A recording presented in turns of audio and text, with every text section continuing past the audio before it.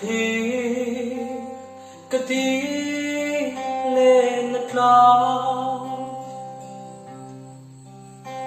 ta số anh lên nuôi hiền vinh mình đô về mô riêng tê thính la ya mình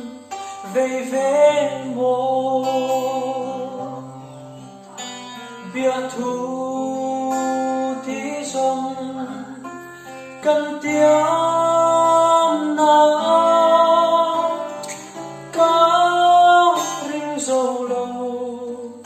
ít trong cơn mối lệ tra cây mi mô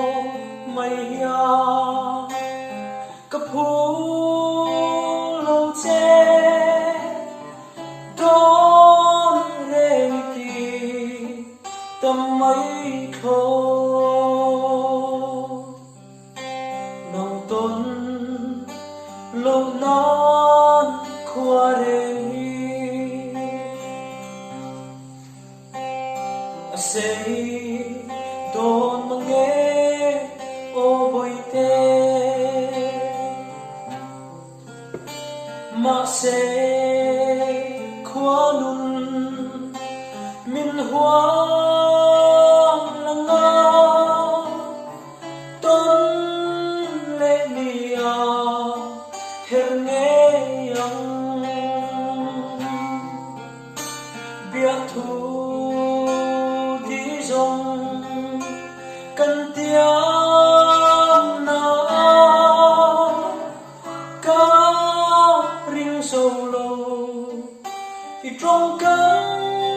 mối lệ tra cây một mây ya cấp hú lâu chê đón rê kỳ tâm mấy thô.